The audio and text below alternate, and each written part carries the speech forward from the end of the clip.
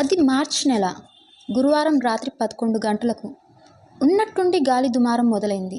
భీకర గాలి ధాటికి కిటికీలన్నీ కొట్టుకుంటున్నాయి.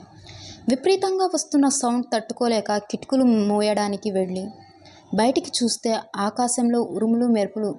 వర్ష భీభత్సానికి ముందు వాతావరణం వేడెక్కి వేగంగా వీస్తున్న గాలిని చూసి భయం కలిగింది.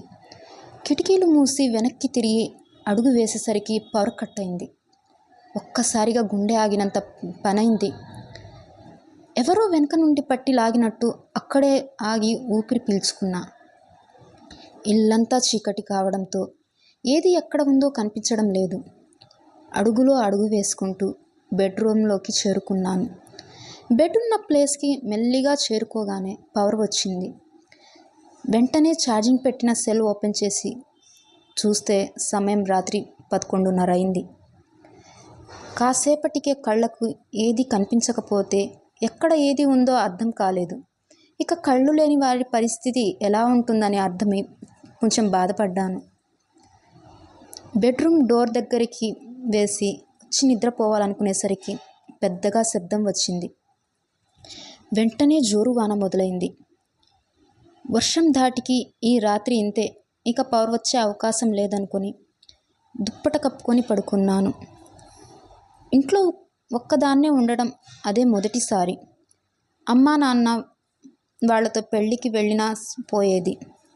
వాళ్ళు పెళ్ళికి రమ్మని అడిగినప్పుడు రాను అని చెప్పి నన్ను నేనే తిట్టుకున్నాను. ఆ చీకట్లో ఆ రాత్రి ఒంటరిగా ఎలా ఉండాలి అని అనుకొని ఆలోచిస్తున్నా. ఇంతలో బెడ్ పక్కనే టేబుల్పై ఉన్న నా ఫోన్ రింగ్ అవుతుంది. కనురెప్పలు వాల్చిన కళ్ళను చుట్టూ తిప్పుతూ ఈ టైంలో ఎవరు కాల్ చేసేది అనుకుంటూ ఆలోచిస్తున్నా. ఫోన్ రింగ్ అవ్వడం ఆగిపోయింది. ఇల్లంతా సైలెంట్గా ఉంది. గడియారం సౌండ్ తప్ప మరే సౌండ్ వినిపించడం లేదు.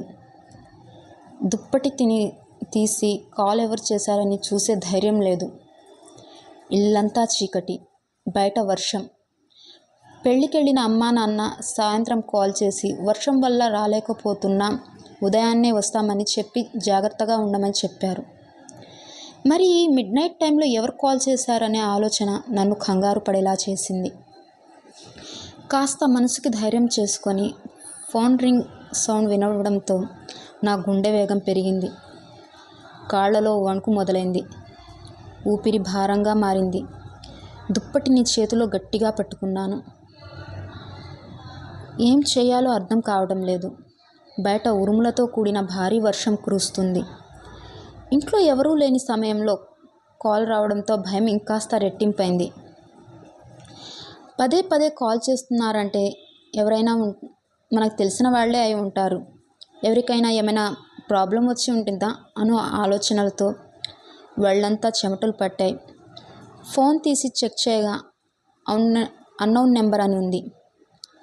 ఇంకా నాకు షివరింగ్ మొదలైంది. ఏది ఏమైనా సరే ఎవరికైనా అర్జెంట్ వర్క్ ఏమో అని కాల్ లిఫ్ట్ చేశాను. నేను ఎంత మాట్లాడినా అటు నుంచి సమాధానమే రాలేదు. ఇక నా ఓపిక నశించి నేను మొబైల్ ఆఫ్ చేశాను. ఇక నాన్ స్టాప్గా కాల్స్ రావడంతో పిచ్చి లేస్తుంది. ఏం చేయాలో అర్థం కావడం లేదు. కాల్ కట్ అయ్యాక ఫోన్ పక్కన పెట్టి నిద్రపోవాలని దుప్పటి తీసుకునేసరికి డోర్ సౌండ్ టక్ టక్ టక్ టక్ అంటూ అంత చలిలో కూడా నాకు చెమటలు పడుతున్నాయి. గుండె వేగం పెరిగింది. ప్రాణాలు అరచేతిలో పెట్టుకొని ఆ దేవుణ్ణి వేడుకుంటున్నాను. అయినా ఆగకుండా డోర్ కొడుతున్నారు. ఇక నా పని అయిపోయింది, ఈ రోజుతో నా లైఫ్ ఫినిష్ అనుకొని దుప్పటి కప్పుకొని ఏడుస్తున్నాను. క్షణక్షణం డోర్ సౌండ్ పెరుగుతుంది. కానీ ఎలాంటి పిలుపు రావడం లేదు. అటు సైడ్ నుంచి నా పేరు పెట్టి ఎవరు పిలవట్లేదు. నాకు తెలిసిన వాళ్ళైతే పేరు పెట్టి పిలుస్తారు కదా అనుకుంటున్నాను. దుప్పట్లో నుండి ఏడుస్తూ ఏం చేయాలో అర్థం కావటం లేదు. నాన్ స్టాప్గా డోర్ కొడుతున్నారు. నేను ఎవరు అని అడుగుతున్నాను, కానీ అటువైపు నుంచి సమాధానమే రావట్లేదు. బెడ్ పై నుంచి లేచి అడుగులో అడుగు వేసుకుంటూ డోర్ దగ్గరికి వెళ్ళి అక్కడ కిటికీలో నుంచి చూస్తే ఎవరూ కనిపించలేదు. బయటకి చూస్తే భీకర వర్షం కురుస్తుంది. విపరీతమైన గాలి, దానికి కొట్టుకుంటున్న కర్టెన్స్, ఆ దృశ్యం నాకు చాలా భయంకరంగా అనిపించింది. నా ఇంట్లోనే నేను కాకుండా మరెవరో నాతో ఉన్నట్టు అనిపించింది. బయట వర్షం. ఇంటి తలుపులు ఎవరు కొడుతున్నారో తెలియట్లేదు.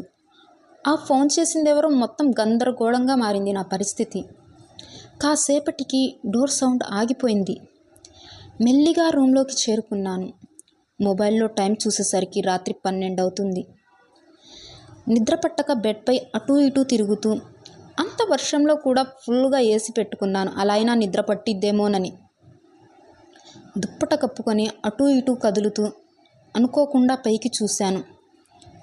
ఒక నల్లటి మనిషి రూపంలో ఆకారం రూఫ్కి అతుక్కొని నా వైపు చూస్తుంది. అంతే. దాంతో ఒక్కసారిగా గట్టిగా అరిచి అక్కడి నుండి వెంటనే బయటికి పరిగెత్తాను. వెనక్కి చూసుకుంటూ మెట్లు దిగుతూ ఉండగా ముందు వైపు గంభీరంగా బయటికి పొడుచుకు వచ్చిన పళ్ళతో ఆ ఆకారం కనిపించింది. ఇంకా నేను చనిపోయిన ఫీలింగ్ వచ్చింది నాకు. ఈ రోజున ఇంకా బతకనేమో అనిపించింది. దాంతో భయపడుతూ ఉన్న చోటే ఆగిపోయి మళ్ళీ పైకి పరుగు తీశాను. అరుస్తూ ఏడుస్తూ పరిగెత్తున్న నా వెనుక ఆ ఆకారం వస్తూ ఉంది. వేగంగా పరిగెత్తుకుంటూ మళ్ళీ నా రూమ్లోకి వచ్చి డోర్ లాక్ చేసుకున్నా. వెనక్కి తిరిగేసరికి అక్కడ వెంట్రుకలు విరబేసుకొని నా బెడ్పై కూర్చొని ఉంది. అలా చూడగానే ముందుగా భయంతో వణికిపోతున్న నాకు గుండె ఆగిపోయినంత పనైంది. మెల్లిగా గుటకలు మింగుతూ ధైర్యం కూడబెట్టుకొని, "ఎవరు నువ్వు?" అన్నాను. తను ఏం మాట్లాడకుండా అలాగే కూర్చొని ఉంది. నేను డోర్ ఓపెన్ చేసి బయటికి వెళ్ళాలని ఎంత ప్రయత్నించినా డోర్ ఓపెన్ అవ్వట్లేదు. ఎలాగో అలా కిటికీ దగ్గరికి వెళ్ళాలని మెల్లిగా భయపడుతూ కిటికీ దగ్గరికి వెళ్ళలేగా ఒక్కసారిగా తన భయంకరమైన ముఖంతో తల పైకెత్తింది. ఆ భయంకరమైన ముఖం అంత దగ్గరుండి చూసేసరికి భయంతో గట్టిగా అరవబోయిన నా గొంతు మీద ఎవరో గట్టిగా నొక్కిపెట్టినట్లు నా నోటి నుండి మాట రావట్లేదు. ఆ భయంకరమైన కళ్ళు నా వైపే చూస్తున్నాయి. కానీ తను నాకు చాలా దూరంగా ఉంది. కానీ నా నోటి నుంచి మాట ఎందుకు రావట్లేదో నాకు అర్థం కావట్లేదు. ఒక్కసారిగా దూరంగా నెట్టడానికి ప్రయత్నించాను. కానీ నా వల్ల కాలేదు.